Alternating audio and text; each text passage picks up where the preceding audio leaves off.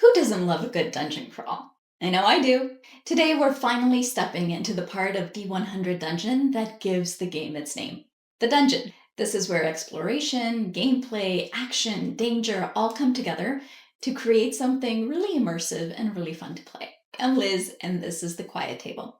On this channel, I share solo RPG adventures for fellow dice rollers, creative wanderers, and storytellers. If you've been curious about how dungeon crawling works in D100 Dungeon, or you just really love a mix of gameplay and mechanics and narrative, then this is the session for you. In this episode, we're going to start going room by room through a dungeon, managing resources, encountering monsters, and yes, finding some treasure. If you're ready to see how the system comes alive, then let me take you to my quiet table and let's get started. So the last time we played, Alandra had finally reached the dungeon in the Hills of Treasure. She has been traveling for a long time. She is exhausted, but she is also excited to finally dungeon delve, just like I am excited to finally dungeon delve and share that part of D100 Dungeon with you.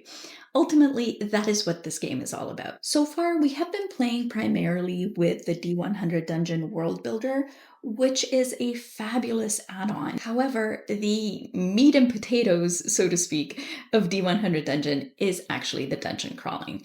So we're finally there. We get to use some new rules that you haven't seen in place before. We get to do some different things this time around than we have been doing, where we've been just exploring the world. And we get to do combat. However, you know me, I need to throw in a lot of narrative in with my gaming just to keep myself entertained and hopefully to keep you entertained as well. Really, the key here is going to be delving into this dungeon and doing what our quest needs us to do, which, if you remember, is to perform 2 jammed door tests on different doors. If you haven't seen the episode in which I go through this entire quest description, it is linked in the description box down below. It is part of the playlist. However, you do not need to have watched that video to really enjoy this one.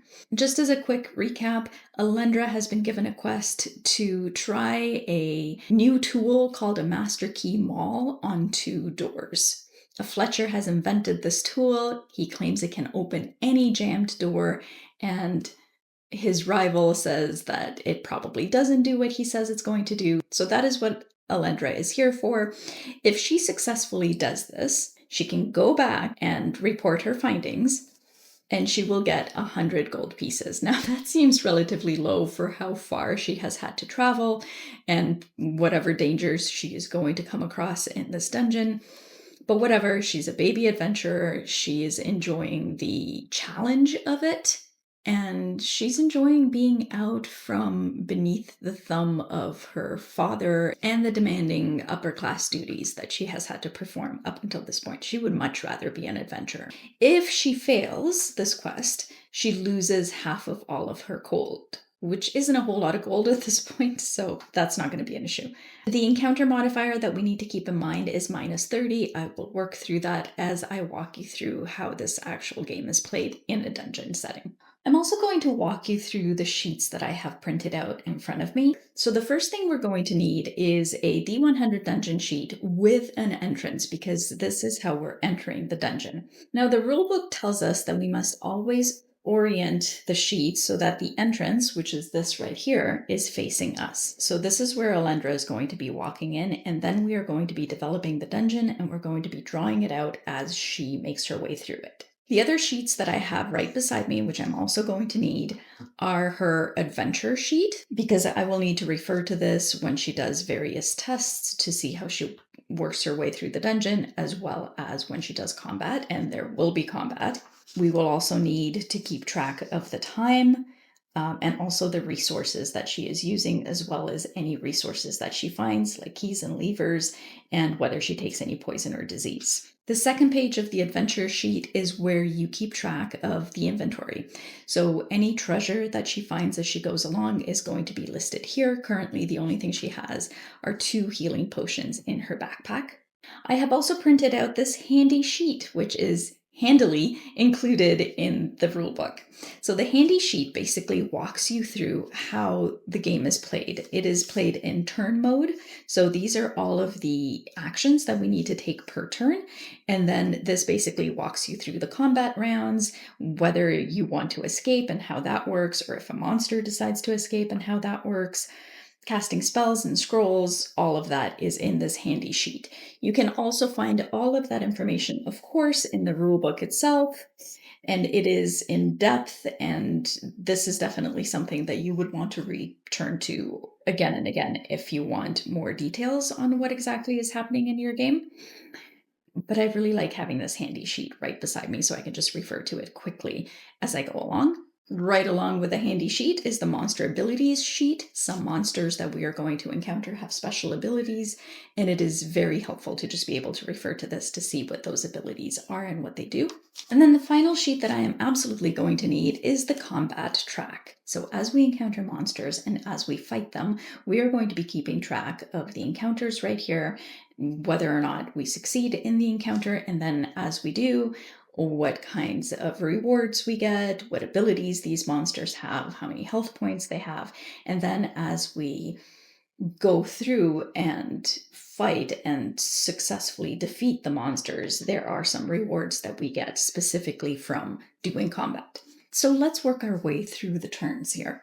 The first thing we need to do is time track. Shade 1 clock on the time track.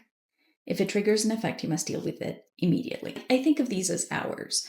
So your first hour is most likely going to be just getting to the dungeon, figuring out your way in. So I've shaded in my first time tracker, and you can see right away that she also uses up one of her oil resources. So I'm going to erase that. So now she has 19. So I'm going to say that she lights her lantern and makes her way in. Now, normally we would be choosing an exit to move through depending on what room she is in and how many exits are available to her.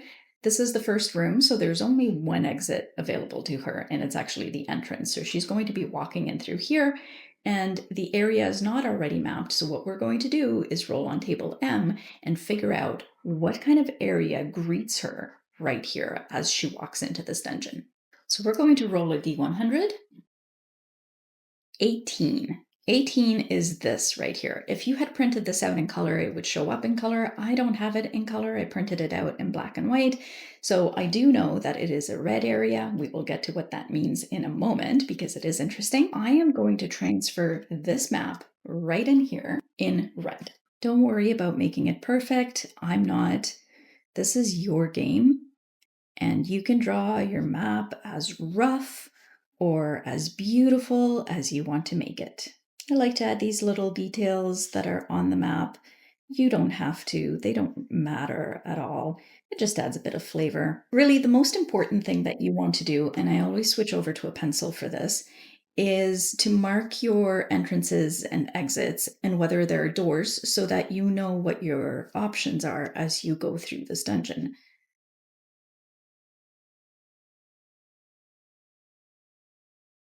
So, to help out with the narrative flavor, I grabbed a book off my shelf, and this is the Book of Random Tables Dungeons by Matt Davids. I'm going to have a link to it in the description box down below. You do not need this. I just really like it for giving myself, again, that a little bit of narrative spark so that I can describe what she's walking into, so that I can help myself by picturing it as she walks into this place. As the title suggests, this book is full of fantastic tables, all helping you figure out what your dungeon looks like. There are a number of books like this. You don't need to have this one, you don't need to have any at all, as I said. But what I'm going to do is I'm going to roll on the dungeon descriptors tables. There are 3 tables. I'm going to roll a 1d4 to figure out which table I'm going to roll on. If I roll a 4, I'll just re-roll. So 1, I'm going to roll on this table. I'm going to roll twice. I learned that from Mythic. I really like doing that. So I got 10, which is melted, and 1, which is malevolent. The one thing I've forgotten to do is just draw my little compass to help myself. So I'm going to do that now. North, south, east, and west. But here's the most important part about this room. Because it is a red room, it means that there is an encounter here. It means that there's a creature, a monster, something like that, that is waiting for her as she walks in. So let's find out what this encounter is. To do that, we need to roll on the encounter table. However, if you remember, there's an encounter modifier on our quest. So the quest that we're doing is this one. There's a -30 to our encounter modifier. So whatever we roll for our encounter, we subtract 30 from it, and that is the encounter that we actually get, because this is supposed to be an easier quest, especially for her first one. So 39 minus 30 is 9. So the first encounter that she is going to have is with giant rats. How perfect is that for a newbie adventurer? Of course she's going to have to fight some giant rats. Alandra steps forward, the crunch of her boots against stone swallowed instantly by the suffocating stillness of the room beyond the threshold. She lifts her lantern. The flame casts a flickering amber glow that crawls across the walls. The chamber is wide, the ceiling low, and everything about it feels wrong. The stone here has been warped. It looks melted, as if it's been exposed to unbearable heat. And then there's the stench. The air is thick with it. Burned hair and rotted meat and something acrid and chemical and sharp enough to sting her nose and settle on her tongue. There's something about the space that feels like it's watching her, like it's aware and evil and malevolent. She swings the lantern towards the east and west walls and notices that each one of them has a door. Both doors are closed, but it's the movement in the center of the room that draws her focus. There are furtive shapes low to the ground that skitter between the warped hollows in the floor. These are rats, but they're huge rats, easily the size of small dogs. One of them lets out a wet, rattling hiss, revealing long yellow teeth far too large for any natural rat. So that is what she's walking into, which means she now has combat with these rats. The first thing we're going to do is write down our encounter on the dungeon combat track. Then we need to write down the attack value, that is the AV. It's right here, so 25. The rat's defense is 0. The amount of damage that a rat does to her if it succeeds in biting her is actually -2. So these aren't super dangerous. There are 3 of them. So their hit points are 3, 2, and 2. If she defeats them, she gets to loot something off of table P2. And their abilities are disease and pack. And if she succeeds in defeating them, she gets 100 gold pieces.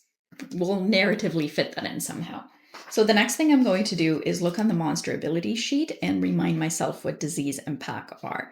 So for disease, when a monster scores a natural 1 on their damage dice, they infect the adventurer with disease, and the player shades in 1 pip on the disease track on the adventurer sheet, even if the monster does not deal any damage during the combat round. So the next thing we need to know is pack. At the start of each combat round, each monster still alive beyond the first adds +5 to their attack value. For instance, if an encounter has 4 monsters still alive, they get attack value +15 when they attack. When an adventurer deals a pack damage, its hit points is depleted in the order from left to right, and any surplus damage spills over to the next, and so on. For instance, if an adventurer faces a pack with hit points 322 and has just dealt 4 damage, the leftmost pack monster is defeated, and the second receives 1 point of damage and will have the following hit points remaining: 0, 1, and 2. Makes sense. So now we can bring out our handy sheet and move on to the combat round. So the first thing we need to do is roll 1d10 on the monster reaction table to determine its action in this round. So I rolled a 2. If the monster has less than half its hit points, it gains AV +5. It doesn't have less than half its hit points. However, it is the beginning of the round. There are 2 other ones left beyond the first, so we need to bump up its AV to 35 because of the pack ability that it has. So now we're moving on to attacking the monster. Number 2 was just about in case the monster decides to escape, or if the player wants to escape. Neither one of those things are happening here, so we can move on to attacking the monster. So to attack, the player rolls 1d100 and must score equal to or below the adventurer's adjusted strength or dex value, which is used depending on the weapon being used. Hand weapons are strength, while ranged weapons use dex to hit the monster. So, Alandra has a rapier that is a hand weapon. Her strength is 60. So I need to roll equal to or below a 60 in order to hit. 53, so she hits. Next, we roll both the damage die, which is a 1d6, and the location die, which is right here. So that's a 1d10 to see where she hits these rats. So for the location, I got torso, which gives me a +1 to the damage die. And I rolled a 2 on the damage die, so that's 3. So she does 3 points of damage. 3 points of damage means that she takes out the first rat that comes for her. The first rat lunges for her, fangs bared, teeth too long, body twisted and bloated from whatever malevolence taints this place. Shrieking with a sick, gurgling sound that no ordinary rat should ever make. With a sudden fluid motion, she sidesteps just enough to avoid the snapping jaws, pivots her weight, and drives her rapier forward. The blade sinks cleanly into the creature's torso, slipping between ribs with a sickening crack of bone and flesh. The rat shudders violently, its momentum carrying it a step too far before it collapses against her leg and drops to the floor in a limp, twitching heap. She yanks the blade free in one smooth motion, already turning toward the next. The first is down. 2 more to go. So now it is their turn. So once again, we roll a D100. And this time what we need is the attack value or less. So remember, we changed the attack value to be 35 because of the attack tactics. So we need 35 or less for them to be able to hit her in return. And we got it. We got an 8. So once again, we roll the damage die and the location. So for the location, they hit her arms. There is no damage modifier to arms, and she doesn't actually have any armor on her arms, so there's no way for her to deflect the bite. So we got 2 points of damage. However, their damage modifier is a -2. So they don't actually do any damage to her at all, even though they attempt to bite her arm. The second rat lunges as the first crumples, its scabbed paws scrabbling over stone, jaws wide and slavering. Alandra spins to meet it, but it's faster than the first, and its teeth close around her left forearm in a flash of movement. She grits her teeth, bracing for the bite and for the pain, but there's nothing. The creature's jaws clamp down, but its teeth barely pierce the surface. The bite is shallow and poorly aimed. So now we go back to the top of the combat rounds, and we can work through this a little bit faster now that you understand how the game is played. So once again, we're going to roll a 1d10 to see what the remaining 2 rats do. Got a 7, monster will attack.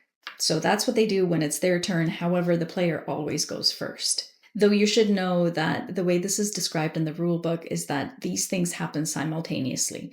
The player attacks and the rat attacks at the same time. So even if the player kills the rats still get to attack this round. So because it's happening simultaneously, theoretically. So Alandra attacks. She needs a 60 or less. 42. She hits the rat in the waist. I'm guessing in the belly, I guess. The rat is not carrying a belt, so we can ignore that. There's no damage modifier. And again, 2 points of damage means that she has killed the second rat. The second rat barely has time to recover from its failed bite before Alandra retaliates. She pivots sharply. The lantern swings behind her, casting a long, distorted shadow of the rat across the melted walls. She lunges, swift and clean, and the rapier drives straight into the creature's belly, just beneath its matted fur and bloated midsection. The steel pierces deep, slipping between organs with a sickening squelch. The rat lets out a strangled shriek, its body spasming violently around the blade. Alandra doesn't flinch. She twists the weapon just enough to make it count, then yanks it free in one smooth pull. The rat collapses mid-snarl, spilling dark, foul-smelling blood across the warped stone floor. Its limbs twitch once, then go still. 2 down, 1 to go. Because there was only 1 rat left in addition to the first one, the AV goes down to 30. They need to roll 30 or less to bite her. 41, so they do not hit. The last rat lunges, snarling and desperate. Its paws scrabble over the uneven floor as it darts in low, aiming for Alandra's leg. But she's ready. She sidesteps with practiced ease, letting the creature's momentum carry it too far. Its jaws snap shut on empty air, teeth clicking together with a hollow clack that echoes off the melted stone walls. Alandra pivots, blade already raised. Once again, let's see what this last remaining rat does. Rolled a 1. Monster has less than half its hit points. It gains AV plus 10. It does have less than half its hit points. Pack tactics no longer come into play here because there's only one of them left. However, it does get an extra 10, so it bumps it back up to 35 for its attack value. Alandra's going to attack. She needs a 60 or less. 98. Alandra misses the last remaining rat. The rat attacks her at the same time. It got a 7, so it does succeed in biting her. It bites her torso, which gives it a +1 to its damage modifier. Let's see if she's got anything on her torso. She does not. And we got a 5 for the amount of damage, plus the 1 for the damage modifier. That's a 6, minus 2 from the giant rat's damage modifier. That's 4 hit points that this rat is able to take off Alandra. And that is actually fairly significant because she only has 20 hit points. So her current hit points are 16. Alandra's getting a little cocky at this point. So she strikes, but she's too fast and too eager. And the rat darts aside just as her blade whistles past, the tip scraping harmlessly against warped stone. She hisses, frustrated, already shifting her footing. But this time, the rat is faster.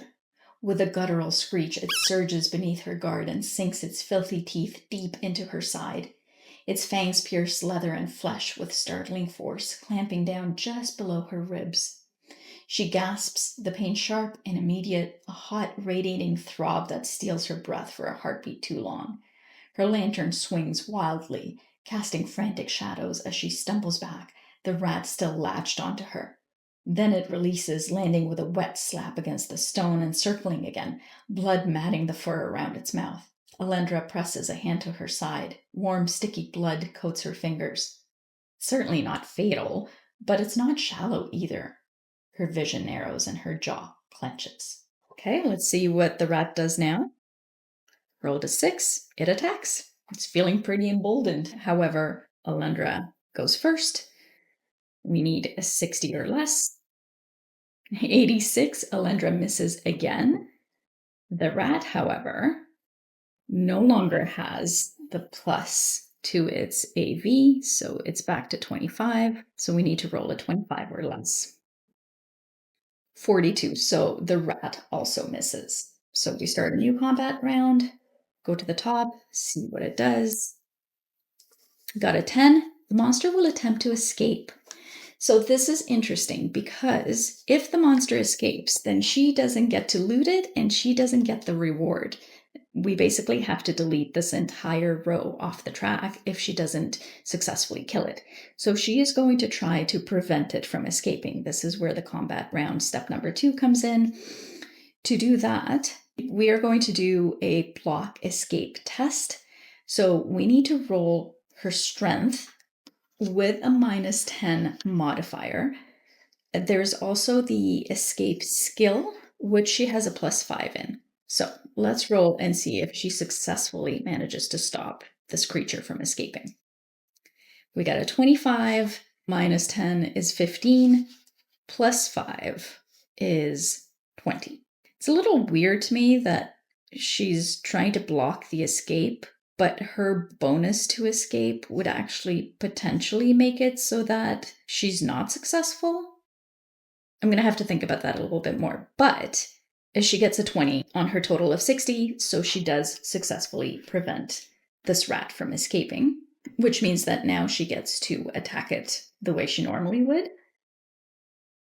So she got a 1 on her roll. So not only is she successful in hitting it, but anytime that we roll, well, let me bring up the rules and I'll show you.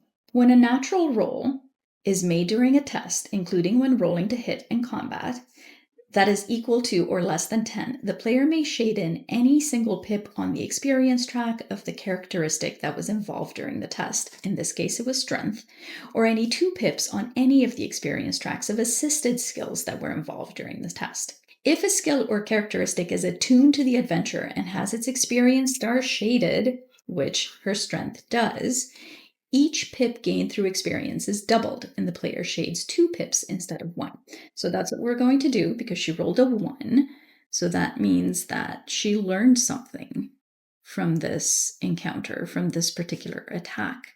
So her strength and her ability to wield a weapon with her strength has gotten just a little bit better. When this experience track is completely shaded, then she gets an extra +5 to the characteristic, although it never goes above a +20. So that's good to know too. Now let's roll and see how much damage she does and where exactly she manages to hit this rat.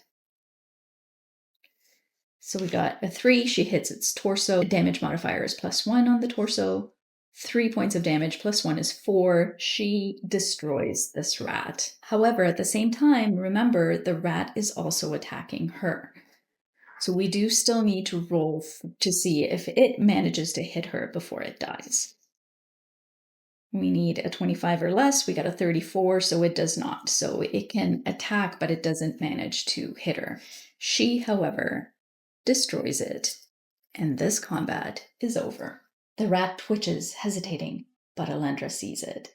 The telltale shift of something deciding to run. She throws her weight forward and cuts off its path, stepping cleanly between the rat and its escape. The creature shrieks, backpedals, but it's too late. Alandra thrusts her rapier forward. The blade pierces the rat's torso, slipping through its thick hide and into something vital. She feels the resistance give way with a wet crunch, and the rat lets out a final broken cry. Alandra yanks her blade free, breathing hard, the sharp scent of blood clinging to the cold air. Her side aches, it's still bleeding, but she's standing. She looks down at the 3 misshapen corpses surrounding her feet. She has survived her first battle in a dungeon, and she's learned something in the doing. The way she planted her weight, the angle of her thrust, it had been instinct, efficient and brutal and effective. She can feel the lessons settling into her muscles, something small but real. She wipes the blade on one of the rat's scorched pelts and straightens. So we get to roll on the P2 table to see what she gets from these rats. 79 on P2, an eye, preserving the eye in a jar of vinegar that you carry for just the occasion. So we're going to write this down. She's going to put it in her backpack. It's worth 18 gold pieces. Alandra crouches beside the final rat, grimacing as she nudges its limp form with the tip of her boot. The body is already cooling, the stench rising sharper now that the adrenaline has faded. From a small pouch, she pulls a squat sealed jar, half filled with vinegar. She always keeps one ready. You never know what might turn out to be useful, especially in a place like this. She draws her rapier, pries open the creature's eyelid, and carefully slices free the orb. It detaches with a wet pop. She drops it into the vinegar where it bobs and turns like something pickled for a witch's brew. The lid snaps closed with a tight twist. Well, somebody's going to get an eyeball when she finally makes it back to some kind of a village or settlement. Now, because we completed our first successful combat, we get 100 gold pieces. So Alandra gets 100 gold pieces. And of course, I want to make sure that this narratively makes sense. How does she get 100 gold pieces from killing rats? That is a lot of gold pieces. Remember, this entire quest, if she's successful, will give her 100 gold pieces. So she somehow gets 100 gold pieces just from killing these rats. I'm going to assume that she is actually going to most likely find the money in the room, although we haven't yet searched the room. So let's do that first. See if there's anything that she finds that is interesting here, and then maybe we can narratively fill that in as well. So to search the room, which is something that she can do every time she's in a new room, we roll on table F, and then we apply the modifier for the current area. This area is red, so there's a particular modifier. It is +10. So just to give you a quick rundown The adventurer may search each area once per game and hunt for anything of interest. The player rolls a D100 on table F, find, and follows the instructions for the result rolled. When an area has been searched, the player marks the S at the bottom left. I'm going to indicate that this area has been searched. 27, and because it's red, there's a plus 10, so 37. It takes her an hour, which I'm going to shade in before I do anything else so I don't forget. Okay, so it takes her an hour and there's no penalty here. Nothing happens in that hour other than her searching. So 37, after a lot of digging through little more than junk, the adventurer eventually wipes away the dirt to reveal something of value. Roll on table I, items. So in addition to the 100 gold that she finds, she also finds 24 food. It's a small leather bag containing some dry rations. Add 2 food to the supply. Her food pack, however, is already full, so she's not going to add any more food to what she has. But she is going to take that 100 gold because she currently has no gold. So narratively, here's what happens. With the rats dispatched and the room quiet once more, Alandra sets down her lantern and begins a methodical search. And most of what she finds at first is useless. Splinters of charred wood, rusted scraps of metal, a boot heel worn down to nothing. But she keeps digging. Time passes, and the cold settles deeper into her bones, and then she finds something interesting. She brushes away a layer of dust and grit to reveal a small chest wedged beneath a collapsed bit of stone. Inside, there's a leather pouch filled with dull, clinking coins. 100 gold pieces. Her fingers close around them, and for a moment the ache in her ribs eases. She didn't just survive this fight, she also got her first bit of treasure. Beside the pouch, nestled in the corner of the chest, is a smaller leather bag, sealed with waxed thread. She opens it to find 2 neatly wrapped dry rations. Just a few slices of cured meat. She thinks they might be preserved well enough to still be edible, though who knows how long this chest has been here. Since her own pack of food is full, she decides to leave the rations behind. So now let's deal with these doors, because that's why Alandra's really here. So we have the option to either go with the door to our east or to the door to the west. It really doesn't matter. I don't really care which way Alandra goes. I'm just going to roll a d4. On a 1 or a 2, she goes west. 3 or 4, she goes east.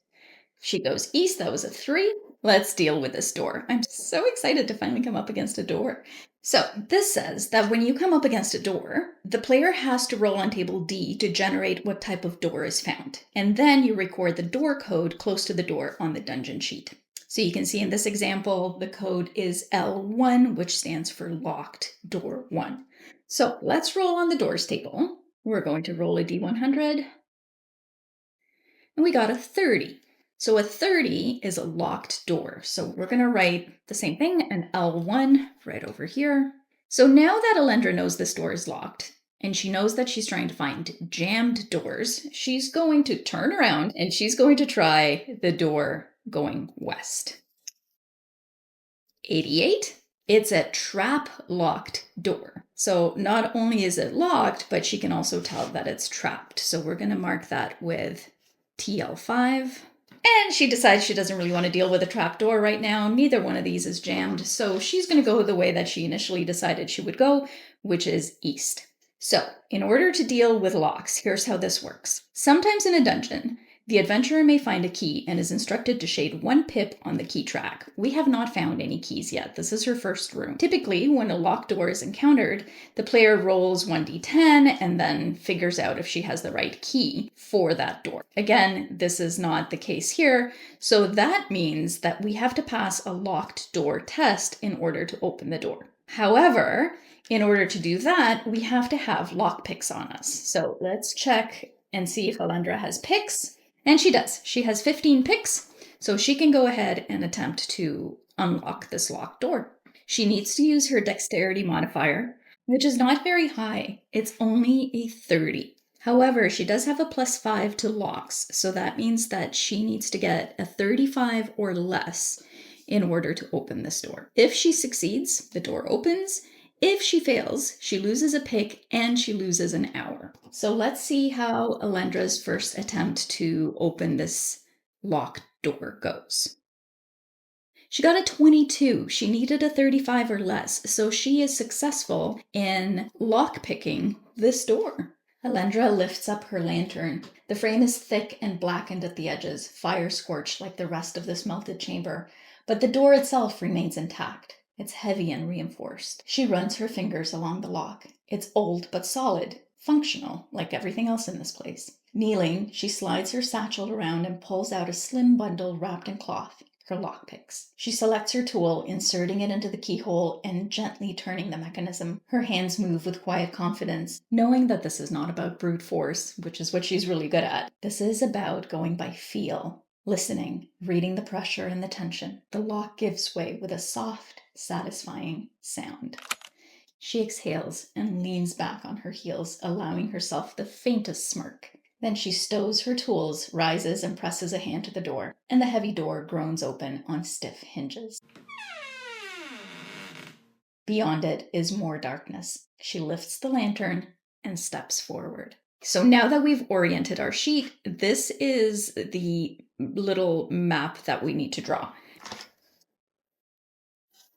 32. 32 is yellow, and it looks like this. So I'm just going to draw it. So yellow indicates nothing, as in nothing interesting, nothing special. However, we can still search this area and see if she does find something, but there's nothing right off the bat that strikes her as being interesting about this area. There is no door.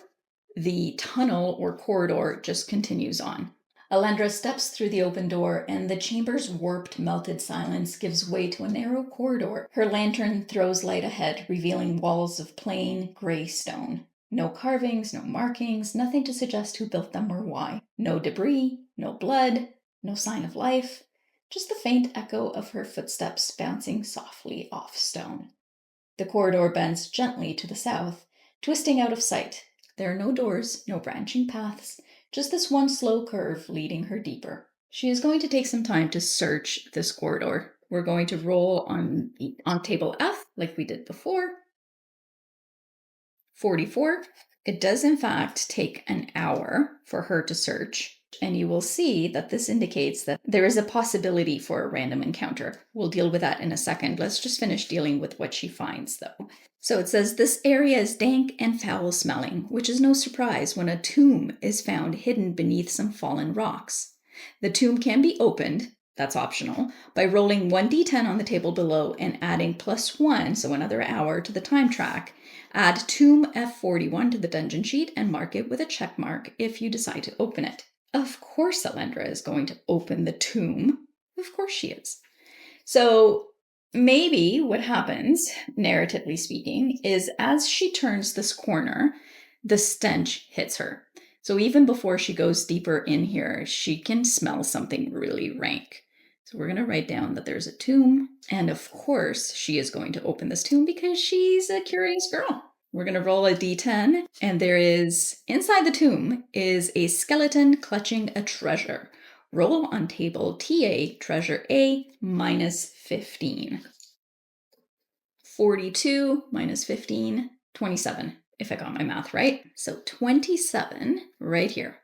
An objective item is found that may be required for a quest. If it's not needed for the quest, it is instead a fine item worth 100 gold pieces. So we don't have an objective item for this particular quest. If she was looking for something in particular in this dungeon, other than a door to test the key maul on, then she would have found it right here.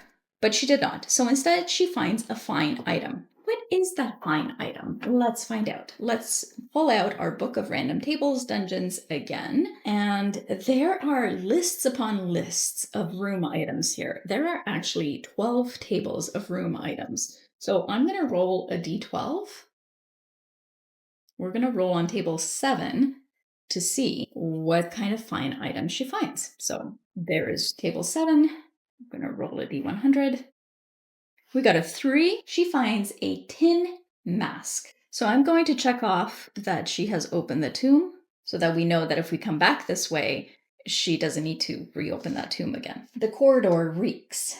Alandra notices almost immediately after stepping around the bend that the air thickens.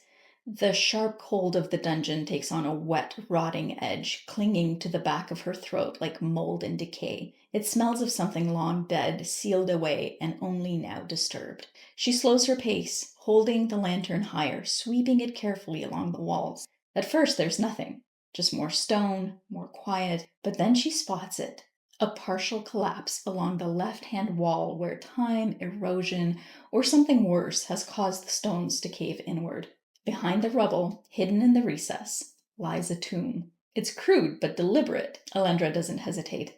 She sets the lantern down, cracks her knuckles, and begins shifting stones. The process is slow and it takes her a couple of hours. Each piece is heavier than it looks, her wound from the rat still throbbing with every lift. A stale, fetid gust of air billows from within the tomb. Inside, slumped against the back wall, is a skeleton, draped in the decayed remnants of what might have once been robes.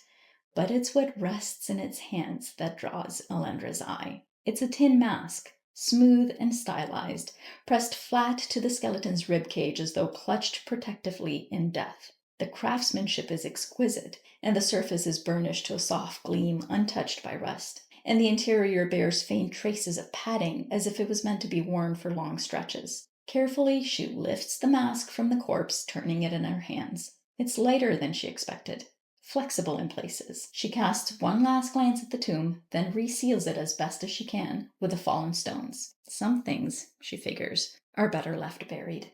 So we're going to write this down in her inventory, that she now has a fine tin mask worth 100 gold. Now it's time for us to check for that random encounter.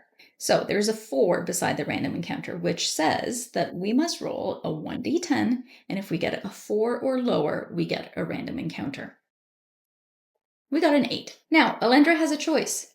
She can go back and try to open this trapped locked door, which is going to be a lot harder for her, or she can continue. She's going to continue down the corridor. That makes the most sense. However, we have run out of room. So we need a new sheet so that we can expand our dungeon. So what I have here is a dungeon sheet without an entrance. See how this one said with entrance and it had the entrance right there? There was no entrance here. So the way this works is that you just tack it on here, and then you would be able to continue your dungeon this way.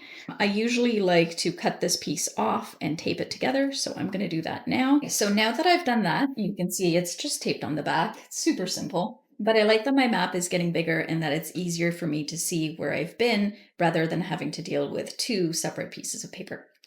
And I also still have my little compass right down here.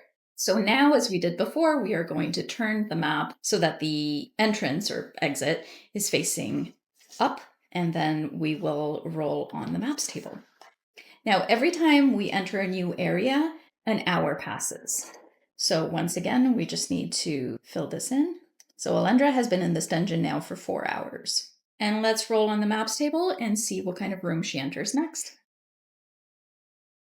85. 85 is yellow, so nothing of interest here. However, there is a door. So I'm just going to draw this out and then we'll deal with the door.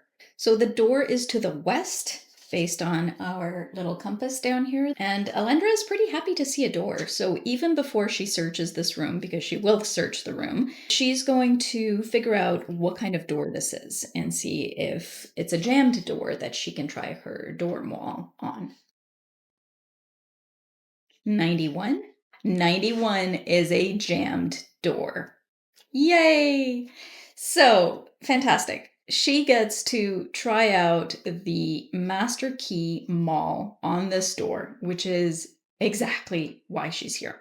So the first thing we're going to do is we're going to write down that this is a jammed door. So it's a J5. The corridor opens into a small featureless chamber, empty but intact. The kind of room that feels forgotten. No markings, no furnishings, just stone and silence.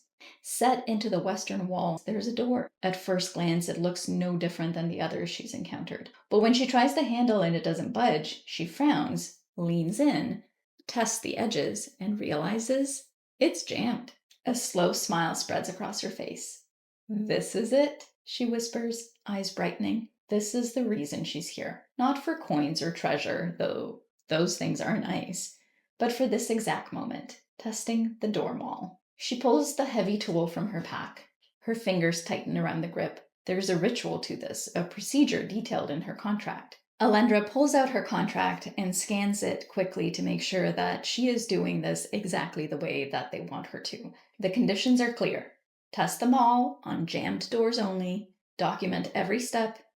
Bring back either a full report, a third-party witness, or a physical remnant of the door. She starts by kneeling at the door's base, inspecting the warped hinges. The wood is swollen and split in places, thick with age and disuse. She pulls out a piece of parchment and an ink and quill and writes down, material, oak, locking mechanism, internal bolt, likely seized, notable features, warped frame, no inscriptions. So now it's time for her to test this door. So she's going to do a strength test. Her strength is 60. However, for this particular test, we're going to subtract 20 points from her strength. So it's going to be 40. And check and see if she has a bonus for strong. She does not. So it's a straight up 40. So let's see. 43. It's really, really close, but it does not open it. And because she fails to open it, she loses 1 hit point and 1 hour. She can try again, but this is her first attempt. So we're going to make a note of that. Her current hit points are 15, and she loses another hour, and she has to relight her lantern with some oil. So we're going to remove another pip from the oil as well. She has no idea how to use this thing, so she's just going to do her best. She turns it over in her hands, examines its parts, and tries to figure it out. But it slips sideways, slamming on her index finger. She yanks her hand back, clutching it to her chest, teeth clenched against the sharp, bright pain pulsing through the knuckle. A bruise is already forming. Still wincing, she resets the tool and tries again, more carefully this time. She holds her breath and pushes and wiggles and shoves, and nothing happens. So she tries again. She pushes harder. She twists. She braces. Still nothing. A full hour passes like this, with her testing angles, checking pressure points, watching for anything to respond. By the end, her hand is throbbing, her patience has run thin, and the door remains stubbornly jammed. Now, the quest only says that she needs to perform 2 jammed door tests. She doesn't actually have to open the doors. She can try again, or she can retrace her steps this way and try this door right here, which is exactly what she's going to do. She's frustrated, she's annoyed, she's going to walk back through, and she's going to go up to this door, which is locked and trapped. So she might not have any better luck this way, but she's going to give it a shot. So in order to test this, it's dex minus 20. Her dex is only 30. Minus 20 is 10. And we get to add her skills with a lock and traps. So locks is +5, traps is nothing. 15 to open this door. I'm not holding my breath, but let's find out. 36. She does not open the door. And because she fails, she loses 1 lockpick and 1 hit point and 1 hour. The doors are going to be the death of her. She's already getting super frustrated, and she remembers that adventurer who gave her this quest, yelling out, "The doors! Oh God, the doors!" She's pretty sure he's still having nightmares about these doors, and she's probably going to end up having nightmares about these doors. So let's write down that is another hit point lost. She's now at 14. She also used up another pick and another hour. This door is different from the last one. She can feel it before she even touches it. The hinges are cleaner and tighter. The frame isn't jammed. She can tell it's been locked and trapped by someone who knew exactly what they were doing. She slides the pick in, adjusts the tension rod, and starts to work, listening for that faint click, that whisper of a catch releasing. There's nothing. Her breath slows. She tries again, feels the resistance shift. The pick breaks. And then a tiny little needle shoots out from beneath the handle and catches her along the edge of her wrist. She jerks back too late. The sting is sharp, more annoying than dangerous, but it draws blood. The trap was minor, probably just meant to deter folks. Still, her skin is starting to swell. And in the process, she loses another hour. So that is where we're going to end our session for today, with Alandra being literally stuck between two doors. When we return in our next session, she will continue to fight with these doors until she can at least bust through one of them and continue on. Thank you so much for watching. If you have any questions or comments about this play session, about D100 Dungeon, or about Mythic or any other role-playing tool that I use, please feel free to leave all of your comments and questions down below. I love talking about solo RPGs with you guys. And when you're ready for more adventuring and more storytelling and more dice rolling, you know where to find me. See you at the quiet table.